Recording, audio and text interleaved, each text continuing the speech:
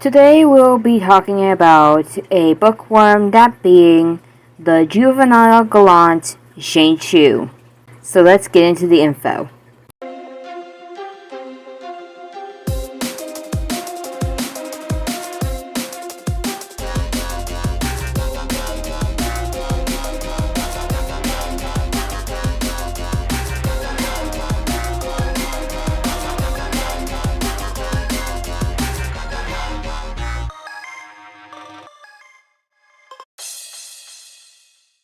Xingqiu is a playable hydro character in Genshin Impact. He is the second son of the guild manager of the Feiyan Commerce Guild, an influential group in Liyue, and he is also a self-proclaimed practitioner of the Guha clan's arts.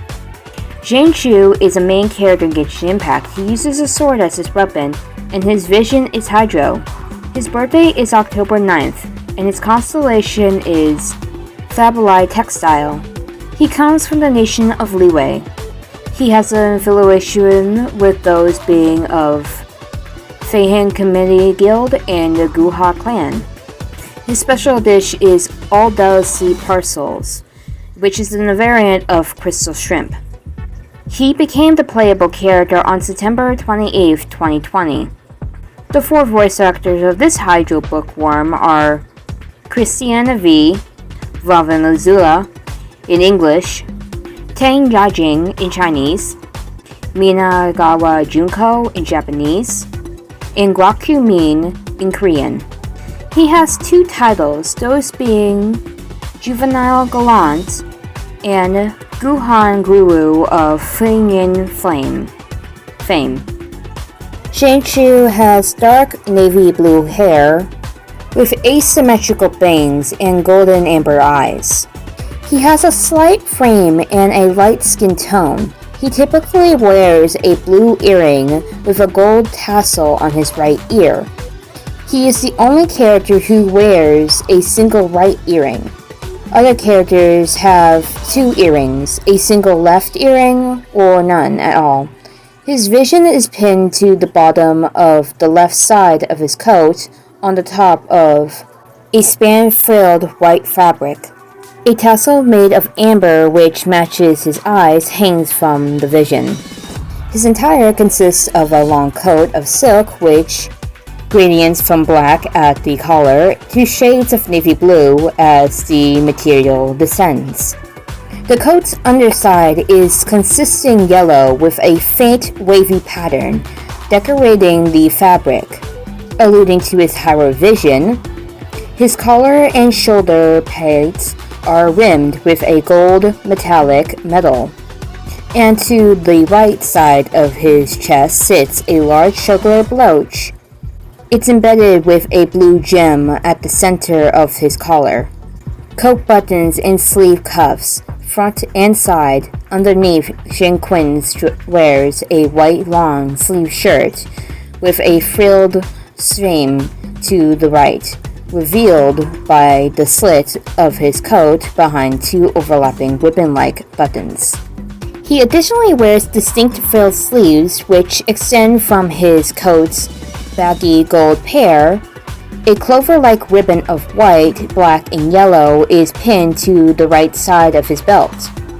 Beneath this hangs a pair of rectangular ribbons, one in white covering a notably larger black ribbon. Both of them wield gold decals at the end. He also wears a pair of navy blue shorts with ends of black that are mostly concealed by the length of his coat. On his right leg, Xingqiu wears a garter with a blue tassel just below his knee. His footwear consists of a pair of white high-cuffed boots, black at the heels and soles with gold motif. His outfit, Adra silk, is described to be fine robes woven from the high-quality silk sold by the Feiyan Commerce Guild.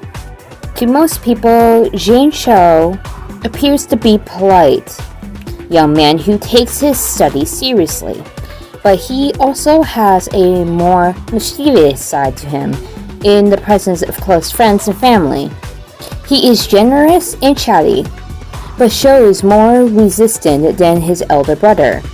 Unlike his older sibling, who is completely devoted to the guild's success, Xingqiu is more reluctant to do so, putting him at odds with his family. He is good friends with Hu Tao and Changyun. Though he pranks the ledger constantly, he is an avid reader and spends most of his time looking for rare books at Ryan Bookhouse.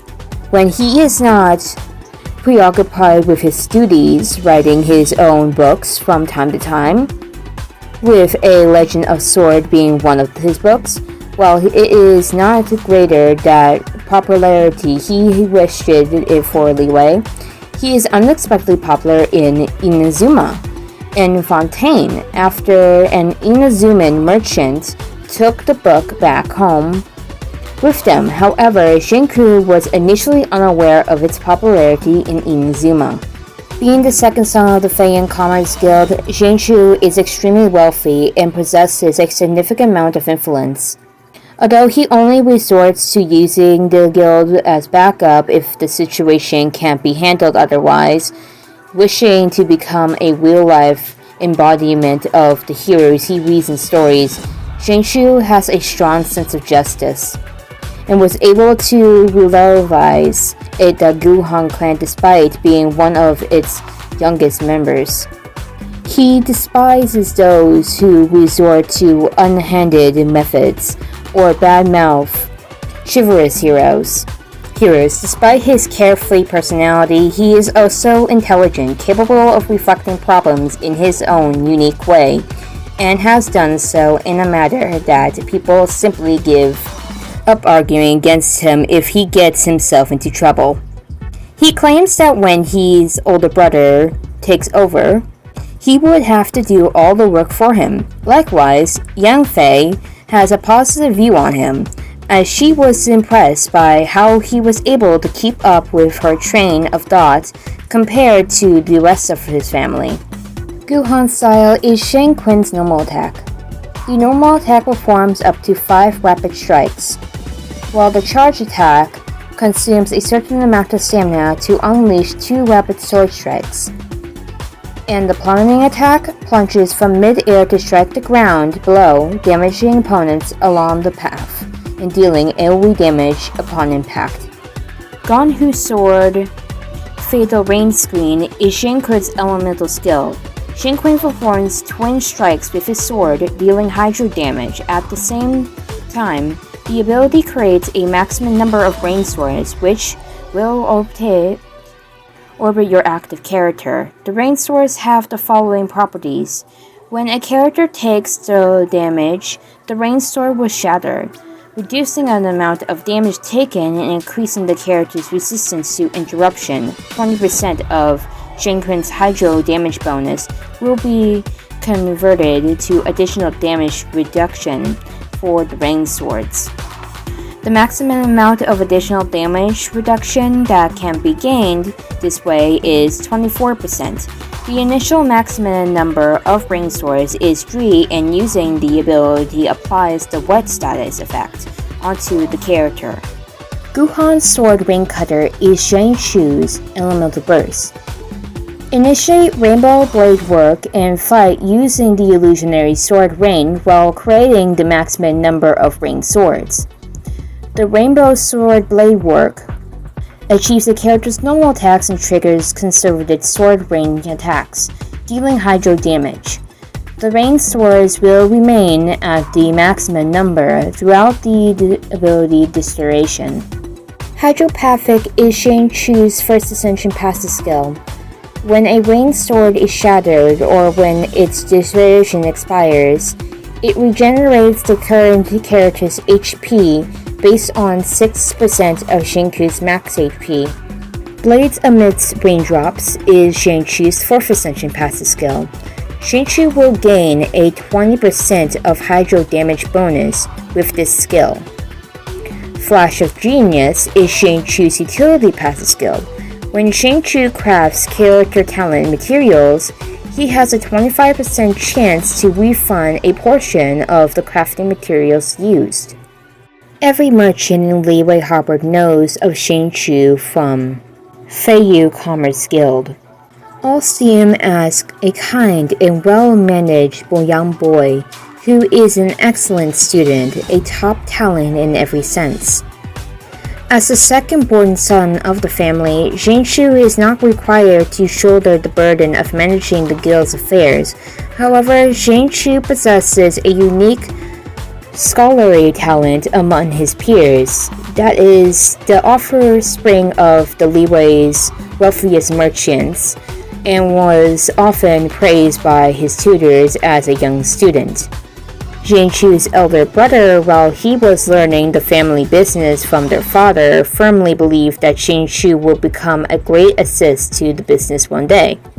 However, little did he know that Xingqiu, after finishing the hauntedly tisk volumes of commerce and philosophy, would hollow them out and sneak material art novels into them, which he read increasingly thereafter. Sometimes Xingqiu suddenly disappears for hours at a time with no explanation. When asked why, he simply replies, "A moment of solitude." To Xingqiu, a moment of solitude can mean all sorts of things. Examples including visiting Wang Yan's bookhouse to pursue the latest novels and going to Heiyu Tea House to sample Yu Jin's latest drink. Sometimes it means that he is off to fight for justice in the name of chivalry, defeating bandits on the road, driving away monsters, helping deserted children distress children by fetching their kites from the high tree tops. There are all manner of responsibilities that fall into the category of chivalry.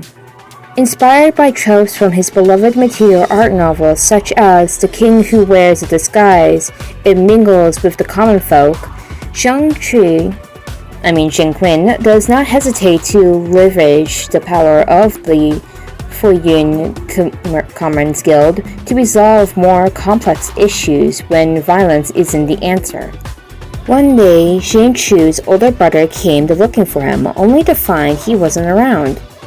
When Xingqiu later returned, he came across his brother in the hallway. "Your room was a mess, so I cleaned it up.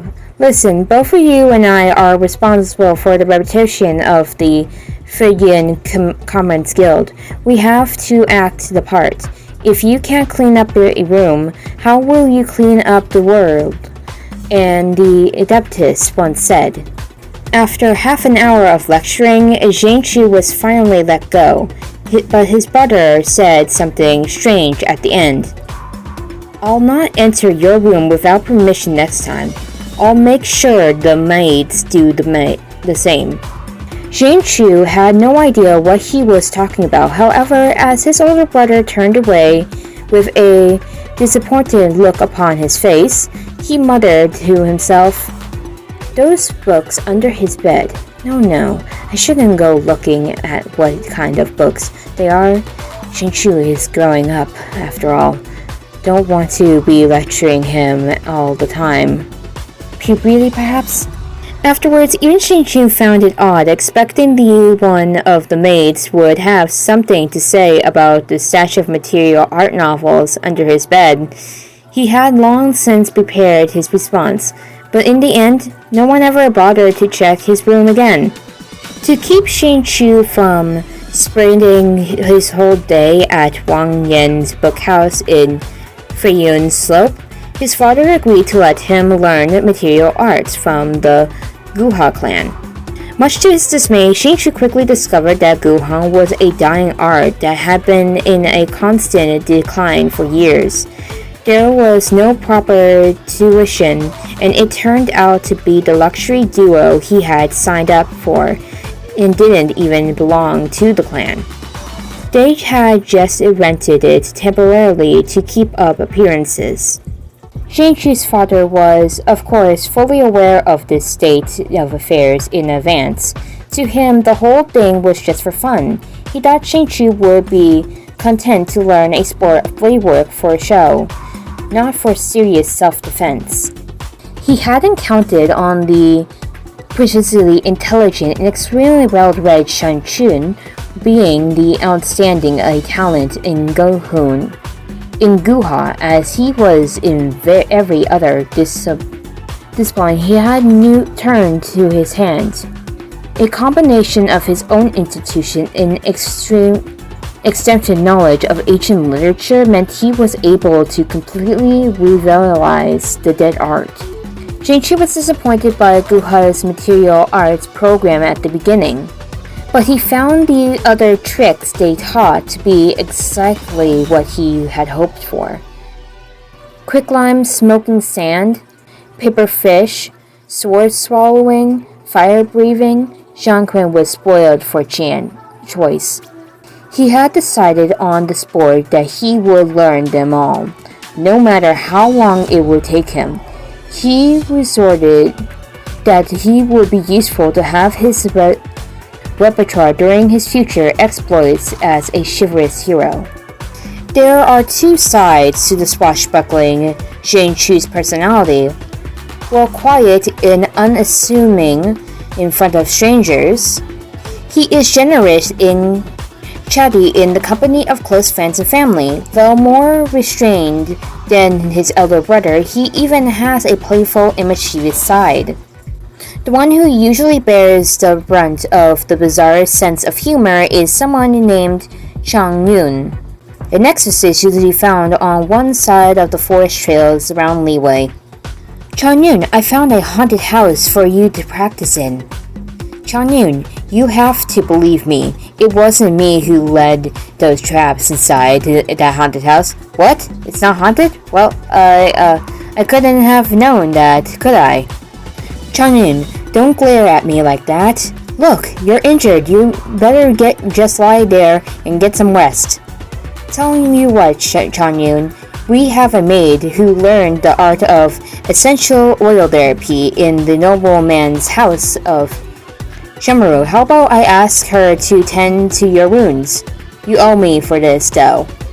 The notion of chivalry means different things to different people. Chivalry means listening to our coincidence, calling you the action when you see the injustice, and right, or the chivalry simply about knowing right from wrong. No, that's not enough. It must have something to do with being a righteous person. To Xingqiu, chivalry simply means be good and do good. As a son of a wealthy merchant in Liyue Harbor, he was born to ride the waves in the world of trade. Nations of chivalry should have greatly left him as he grew up. However, obtaining a vision changed everything. It meant he was finally able to accomplish those legendary deeds he could only dream of as a child. Of course, there is no way he can completely divest himself of his duties in the guild, but so long as he gets to go out and be the hero even occasionally, he is perfectly content with his life. The only thing that can wipe the smile from Xingqiu's face is when cynics question the true motives of chivalrous heroes. Rank, repetition, reward, shadowy deals. Whatever Xingqiu hears people smearing the names of true heroes, the expectation on his face may not change, but he will be sure to add the person to the special section of his blacklist reserved for people he despises even more than carrots.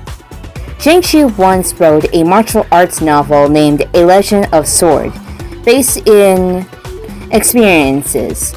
Intending to publish it in Liyue Harbor to his surprise, his manuscript was rejected by local publishing houses, who believed that no one would have any interest in a story with a setting widely unrealistic as the plot was so barren. Undeterred, Xingqiu had a few copies printed privately and secretly placed them onto the shelves of Wanmen Bookhouse during one of his many trips there, but just as publishers as expected, it had failed to garner much interest from readers. This was quite a blow to Xiangni's confidence. Unbeknownst to him, however, a passing merchant from Izanuma did purchase a copy from bringing home, where it received rave reviews. Writers the region over attempted to copy the success of A Legend of Sword, but not succeeded. It maintains permanent residency in the number of one bestseller spots to this day. In Tibet, that is. The martial arts school known as the Guha clan had been in decline for several hundred years now. In its heyday, the name of the clan reigned like steel throughout the harbor. It was said that the clan harbored 3 great secret arts: the ways of the light piercer for polearms, rain cutter for swords, and life ender for those who excelled in both. The 3 arts would be refined over the generations, and with time would reach their apex. Yet the clan's strength would continue to wane, leading to them losing their influence. The 3 arts became the diamonds hidden in the rough, quietly awaiting a successor. After many years, the Guha clan finally get one in Xingqiu.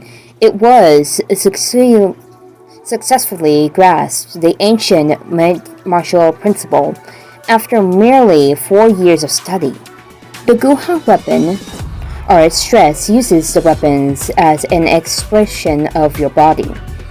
And indeed, this is a common idea amongst the various schools of martial arts in Liyue. But the way Xingqiu saw it, the basis of the polearm and sword was to use a vision. Martial arts were meant to see a vision as an extension of themselves, and see their weapon as an extension of the vision. Hence, he said that the art of both the polearm and the sword are just the art of the eye. Having some of this epiphany, Xingqiu took up a quill and penned a verse of the martial principle. Reading it, the Guhan head was shaken with tears, describing that it is not Xingqiu to need the Guhan clan, but the Guhan clan needs Xingqiu. Since then, the vase has been sealed up at the clan's headquarters at Wanshan Hall. Disciples are proscribed from reading it, more or less outsiders. The verse reads thus: Gunhun's arts have studied long, in secrets. I'm trained not to long-lost depths fall upon me like the coming of the blessed rain. The beating heart of Guhan's sword art is a sword of floating flowers. One amidst may seize a bloom, but those without read only doom. The Guhan lens is a lantern dance, like flames in the night's deep glooming. Like sparks they scatter with ease in the dark, when it then join like the daybreak looming. They say that the sword is like your arm. I say it's a glint of the beholder's eye, a light like the bright dawn coming. Those who wander are burdened not, freely that they cut rain, and enlightenedly they pierce light. Like a seeking dragon that can't be subdued, in the right eye but the blade, and in the order to spear. The text should have been free for all the read. The only reason why it is sealed is a dreadful handwriting. His constellation, fable-like textile, is Latin for woven stories. The Zhane in Xingqiu's name means travel, has a connection of drifting. And the Qin means autumn. When placed together, Xingqiu's name could mean something like the gentle progression of autumn. The first half of Xingqiu's name, Zhen, could be derived from the Chinese saying Shenhan Lu Shui, meaning moving clouds and flowing water, which refers to beautiful handwriting. Ironically, Xingqiu himself has really bad handwriting. His book, A Legend of Sword, is under the pen name Xingqiu, but prior to version 2.2 update Another pen name of Xingqiu is Xingqiu. Mentioned by Gaiman, this proved to be an incorrectly of Xingqiu's pen name when the World Quest Yay publishing house invitation had been released in version 2.0. As of version 2.2, the pen name was reconnected to be the later version, and the name Xingqiu was removed. In Xingqiu, Chen and Qiu both mean to submerge, sink, emerge in, referring to Xingqiu's impressive interest in martial arts. Autumn is the same character name as the syllable of the given name as Zhenyu, meaning a pillar of jade. Alluring to his homeland, Liwei, it is a homonym of Zhenshu, rain shower, which alludes to his skill set. Fact 1. Xingqiu's handwriting is extremely messy, to the point that most people have difficulty understanding it. First, the Guha had to lock up a vase on the martial principles because he did not want anyone else to see the dreadful writing. When Xingqiu hands a note to the traveler to bring to Fuyang Commons Guild, Paimon notes that she can't understand it while the traveler believes it is a form of ancient script, or a secret text requiring a cipher. The Yate publishing house considers his signature to be quite the tortured thing, to the point without observation it could be mistaken for part of the pattern on the box set's lid. The Stone Gate bulletin board has a message from Xingqiu, which the traveler can no longer decipher after a few words. In Qingqing Village bulletin board, one message mentions an unbind swordsman bringing more books to the village with extremely messy notes scribbled inside. Granny Relaxin interprets them as an exorcist symbol. Jane Trin also left an anonymous message at the Funan Slow bulletin board. The reply was likely by Shu, a servant of Shen Quin's family's guild. Why does that relate to me? Oh yeah, that's right, mispronunciation and hearing my dad's handwriting.